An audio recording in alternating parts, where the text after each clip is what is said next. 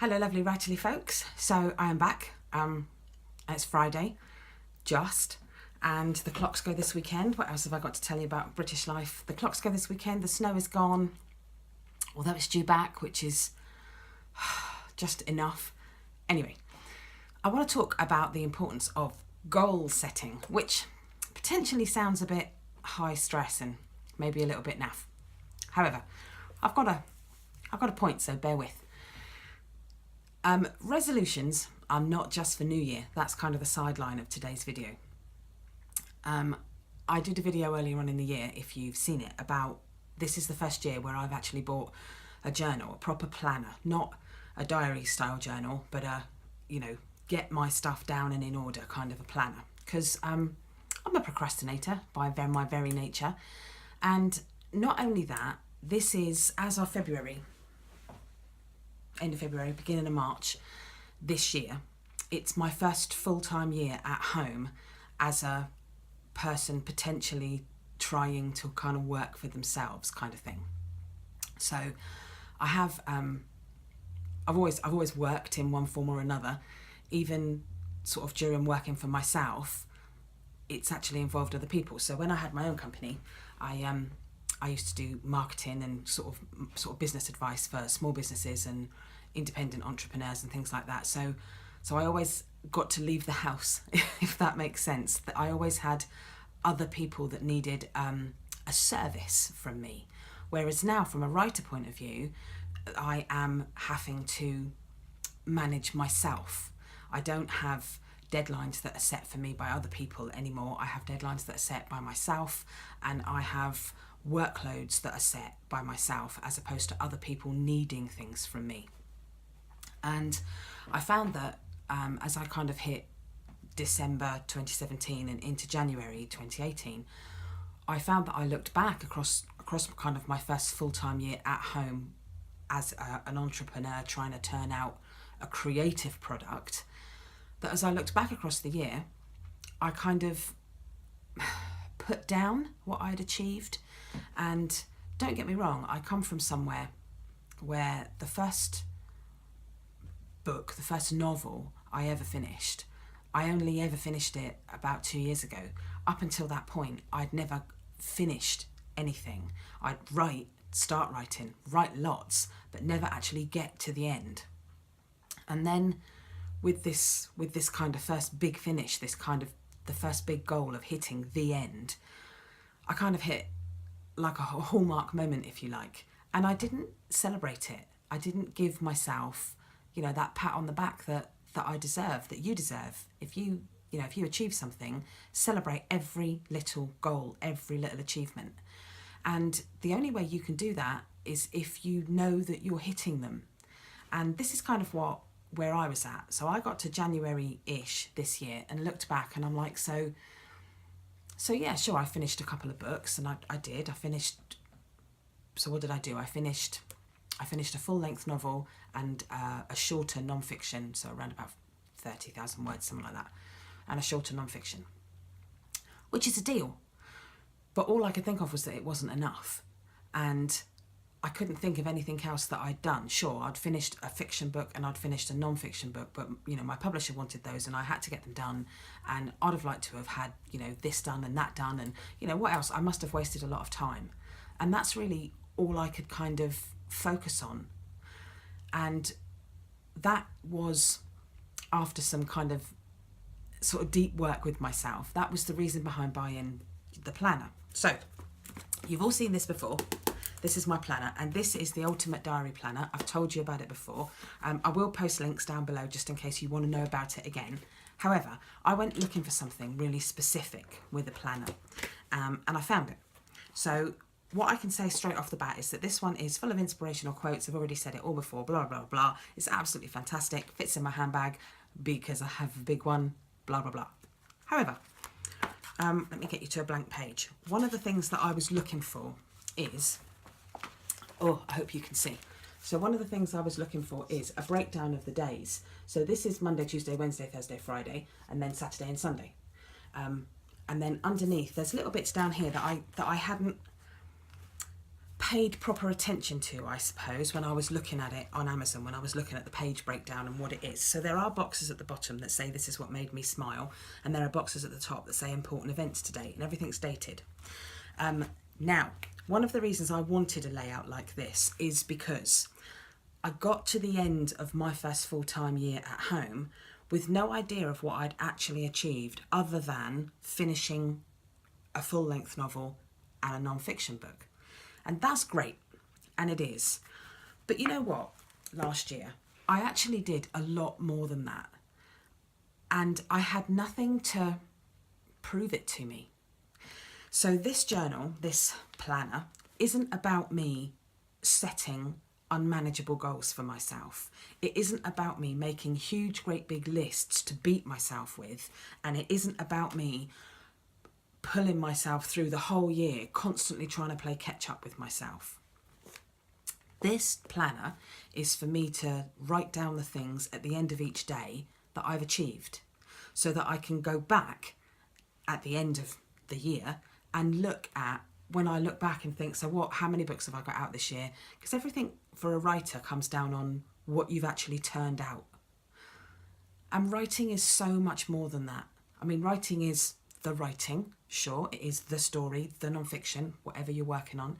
The writing is the rewriting, the writing is the beta reading, the writing is changing what the beta readers want, the writing is the editorial, you know, the writing is the cover design, the querying agents, the, you know, going to publishers, the deciding to self-publish. There's so much more to it. And I kind of fell off the wagon, if you like, the planner wagon, about a week ago. Not through any great shakes. We just got like mad busy here, which we always tend to do in this house. I mean, there's me and my husband and my 3 children and a couple of dogs and some crazy relatives, and by the time you throw those things into the mix, and we're just about to start GCSE season with my son, and so it's mad as here. So I fell off the wagon, and I used to sit down at the end of each day and I couldn't wait to write things in my planner. And it was on the it was the Sunday, the 11th of March, when I kind of sat down, and I don't tend to write a lot in for the weekends, because I do, one of my big things for me this year is that I'd get into the weekend and suddenly be panic stricken by all the things that I hadn't done and try and push them through. And so no, weekends are time off now. If I do a little bit of work at the weekend, I get like extra credit for that in my mind. So I kind of sat down Mother's Day, because it was Mother's Day here on the 11th of March, and I just wanted to just write a couple of things in about Mother's Day, so I would remember what the kids had done and that kind of thing. And I hadn't written anything in for Thursday and Friday, and I was dreading it. I was dreading even opening it up and looking at those 2 blank points. And I think if I'd have gone into the Monday and the Tuesday of the following week, maybe I'd have fallen off the wagon completely with the planner and never got back on. But because I wanted to write down those good things from Mother's Day, I kind of opened it up. And as I was sat there, I flicked back through, and I don't know, so obviously I don't want to, you know, read it all out, but I flicked back through and I have filled in, oh, let me get into January, into February. I have filled in, there's loads of it that I have filled in, and I flicked back through as I was sat there, and it's working, if that helps you. That the things that I set for myself when I bought this planner of what I wanted it to achieve, it's achieving that.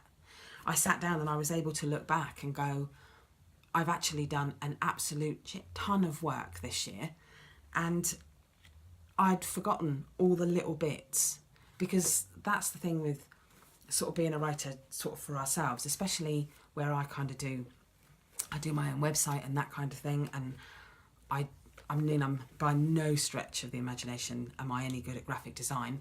I've got a friend that does bits and pieces for me, and then we kind of do it together. But all those kind of things take time, all those breakdowns of hours, all those hours, you know, switching out graphics on my website and scheduling all the posts for Facebook and trawling through for the right type of images, for the things that I want to share that actually get across what I'm trying to say. All those things take time, and it's easy to kind of kid yourself really that social media is a waste of time, because if we're running social media as a civilian person that posts pictures of our kids and things like that, like I run my private Facebook, I know that social media is a time suck. However, as an entrepreneur, social media is not a time suck, it's a necessity. And when I put in the allotted hours, you know, lining up the posts to make sure that I've got the right themes of things, so that I want to schedule posts to make you feel good, or, you know, I want to post something that makes us think on a Sunday night, and I want to get those sort of just right for my audience. Those things take time, and I deserve that little tick in my OCD mind that kind of rewards me for having got on and done it. So this is kind of where I want to go with this video about the importance of setting goals. It is important to set your goals and know where you're heading. It's even more important to remember those goals. Don't just achieve them and knock them off the list and then pass them by.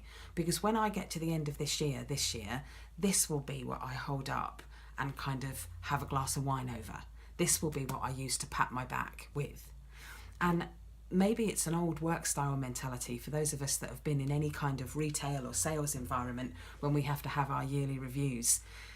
If you've done well, your boss, your manager, your HR department will generally say, you know, you've achieved this much in sales, this much in targets, you've, you know, brought in this many students, this many work placements. And you kind of get to look back and go, oh, actually, all those hours, they weren't just, you know, me drinking coffee, sitting in the office. And that's the same as with this. Because you know what? Writing is, for me, it is my passion and it is what I love to do. That doesn't mean that every day is, you know, butterflies and roses. And it doesn't mean that there aren't days that are a slog. And it doesn't mean that I don't think I'm not getting anything done or that I'm doing a crap job.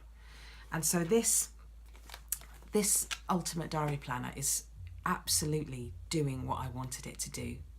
So don't be disheartened if you are feeling a bit slack, because I think this is the time of year when we're 3 months outside a new year, and we've all those New Year's resolutions we set for ourselves. I mean, they're way by the by now. All those, you know, exercise daily.